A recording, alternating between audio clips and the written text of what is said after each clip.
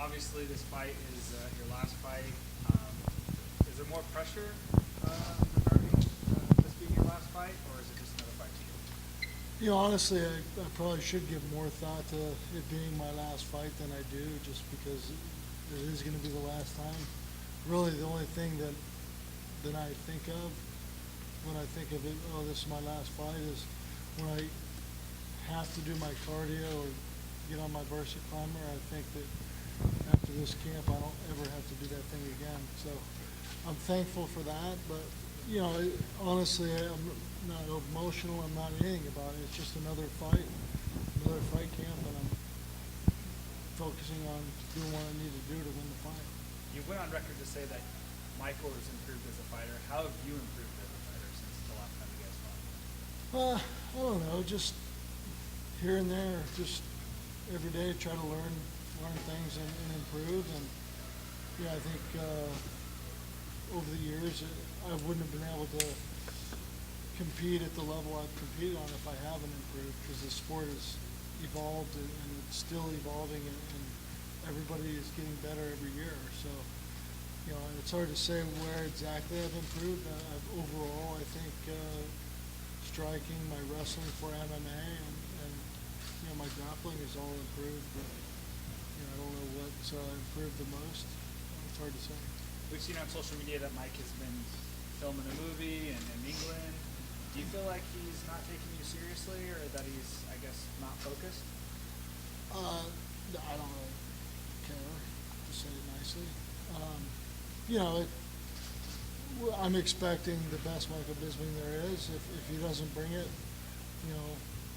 it's unfortunate for the fans, and I wouldn't mind fighting the best guy, the best Michael Bisping out there, and beating him.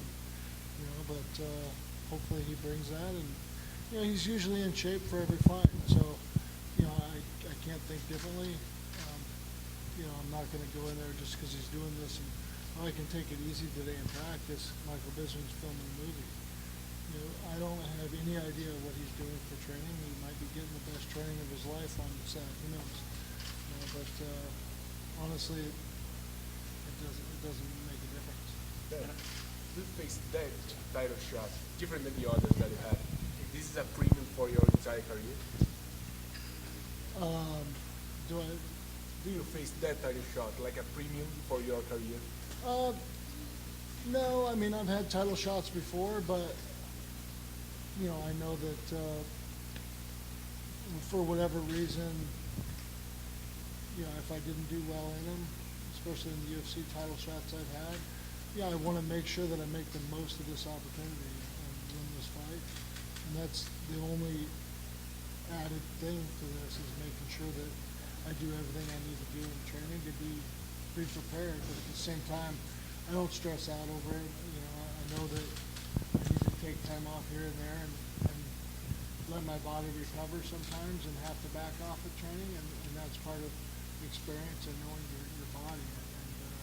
And I feel like over the years I've been able to learn how to do that pretty well. And then I see you hurt it. This shows how hard you are training. What's that? I see you hurt it. Oh, up here? Yeah, just a little scrape from sparring. I don't even notice it. It happens every training camp. I get cuts and bruises, and it's just part of the job. Hey Dan, 7 years has passed into one fight against Bisping. Obviously, a lot more experience and a lot more muscle than the guy. Do you expect that your strategy that worked last time will work this time, or are you going to change it? If you are, what the change is going to be? He's a similar fighter than what he was, and I'm similar to how I was. Obviously, he might make adjustments, and I'm going to, kind of make adjustments. But I think overall, the strategy on both parts will be similar. I'm sure that he's going to try not to get knocked out this time, and I'm going to try to knock him out again. But, I'm just going to make sure that I'm able to go 5 rounds. If I'm in shape to go 5 rounds, there's no way you can beat me. Okay, obviously his experience counts a lot. He showed it against Rockhold, the way he beat him. So does it make you more conscious of what he's improved? I hope that he really gets overconfident with, because he knocked out Rockhold the way he did, and I hope he gets aggressive with me because I want him to come forward. He moves well and backs up a lot and moves side to side well, but I like it when they come in. And your last fight, you had that big win against Hector in LA. The crowd was on your side. It was a great moment. How much did you think about hanging up then before this opportunity presented itself to you? Well, I think before that fight, I made it known that possibly could have been the Right. last fight, and the night of the fight, I still had the same mentality that might be the last fight, and even a week or so after that fight, I was gonna see what my options were as far as maybe being employed by the UFC outside of the octagon, and they let us know that they were interested in putting this fight together because of the overwhelming, asking from the fans for this fight. So, obviously I couldn't turn down a title fight. So I was ready at the last fight to be done, but my body can easily go another 4 or 5 years if I really wanted it to. But like I said, my first opponent is Spain. Do you think I don't like you'll be working for the UFC in the future once you retire? I don't know. We'll have to wait and see what happens, and it's one of those things that I would like to be involved in the sport, and I will be involved in some way or another in MMA, and I'd love to help it grow worldwide, just like it has been. So. Now you're still working. You said you couldn't turn down a title fight. How could you possibly turn down a title fight? Well, I guess eventually I got to say I'm done, and really there could be no better ending to finish on top, and I definitely have put my years in, and after 20 years, haven't you seen enough of me already? What is the magic number that would bring you back? You said for the right amount you could come back. What's the magic number? I guess everybody has a price. Who knows? I'm not even going to entertain that right now. It's one of those things that if they really, really have to have me back, I don't see why they would. But if they really had to, I'm sure they could make me smile somehow enough to consider it. If you are to win the belt, where would that rank as far as your accomplishments in the sport? Obviously, it's the last goal I've set for myself in the sport, and I don't know. It's definitely going to rank right up there, especially in today's MMA life or worldwide.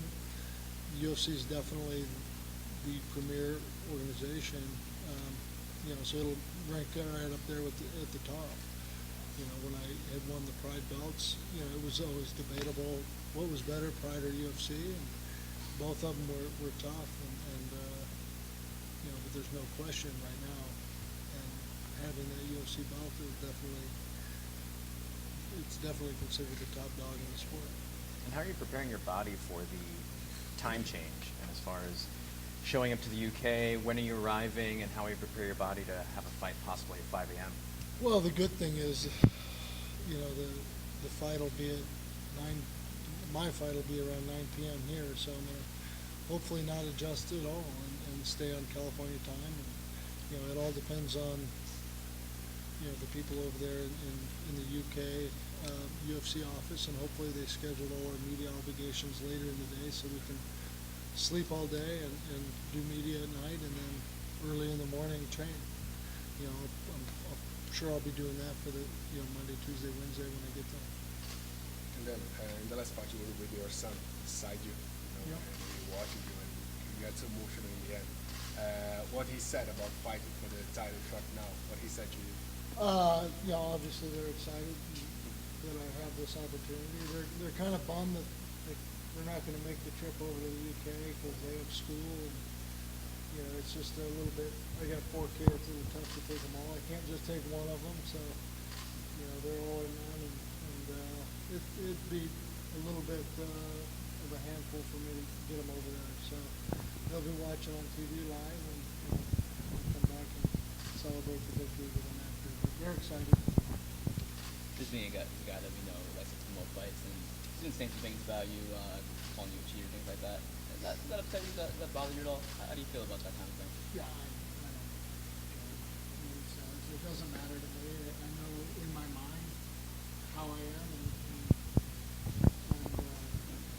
how I've been throughout the years. And never tested positive for anything. I think somebody told me in an interview on the way here that I've been tested more than anybody, according to USADA so far. So, obviously, I have no problem with that. I'm the one guy that's probably been asking for this type of drug testing for probably 5 or 6 years before they started. Because I came off of wrestling and Olympic teams that were subjected to this type of drug testing, and I think it's great to have no advance notice and you can be tested at any time, and that alleviates all the guesswork on if I'm who's cheating and who's not. As long as they're getting tested, some of the guys are rolling the dice and getting caught. But I think it's great for the sport. It's great for the UFC. I would love for the whole sport to adopt USADA and do what they want. But the UFC pulled the trigger and started doing it.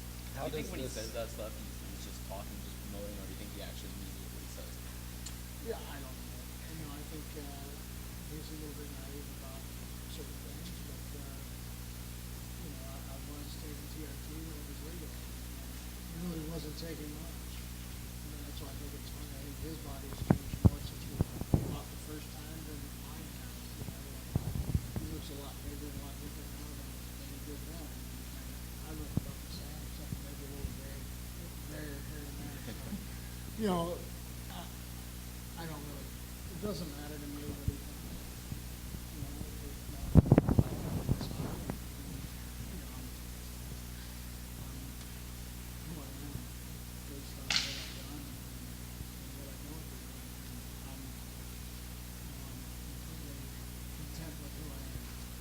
Since you've competed in both the Olympics and the UFC, how do the drug testing compare? It's the same. Yeah, it's honestly, I think it's USADA was doing some of the USADA and WADA both do the drug testing for the Olympics, and I think in the States was mostly USADA, so it was honestly identical. You talked about goals that you've had, and the UFC belt obviously being the pinnacle of the goals. Are there any other goals that you set for yourself in the sport that you haven't accomplished yet? No, not really. I think it's been a long time since I've been undefeated, so that one went away a long time ago. But honestly, no, there's no other goals that I've set for myself that I haven't achieved except for this one. I was just curious, post-fight, once you've retired and it doesn't matter anymore, do you think you'll return to using TRT? I mean, there's obviously some medical advantages. Yeah, absolutely, probably. It's what the doctors recommended for me for various reasons, and honestly, I wasn't barely taking any. I was just keep my body within normal limits, and body felt a little better back then, but obviously, I'm still able to compete without it. I was competing before I started that, and for who knows how long. So yeah, it's probably definitely something I'll go back to. And what do you foresee your training regime being after you retire? I mean, are you going to hit the gym a few times a week still, or just take some time off? It all depends on who I got coming up with fights that have fights coming up. So, the more times my guys have fights coming up, the better shape I'll keep myself in. I'm not planning on going every round with them, but one round on, one round off is good goal to set, with them. But I'll still be there for them to get them in shape and use them to keep in shape myself. You mentioned celebrating with your family. What's the big event you're going to do to celebrate with them? I don't know. Every year I usually do a pig roast Labor Day weekend, and I canceled or postponed it for after the fight. So when we get back, we're going to have that. There's usually about 300 people there at my house. Are you doing all the cooking? Yeah, I cook the 220-pound pig usually about. Wow. rotisserie, on a rotisserie. Dan, if you were to get Every bit of it's gone every year. Did you hunt it? Do you hunt yourself? No, I go down to the local butcher and I pick one out, smack it on the ass and tell him you look good. Dan, winning the title against Mike Bisping, would that be an extra satisfying, being that it's him that you're winning the UFC title from? I don't know. I mean, we'll have to wait and see, but I don't dislike him. It's not like I hate him or anything like that. I think he's a good fighter, and he's improved a lot, and has done a lot more in the sport since the first time I fought him. So I think because he's done that much since then, it'll be a satisfying win. But I don't think it has anything to do with me liking him or not liking him. I don't dislike him. I just don't really like him either.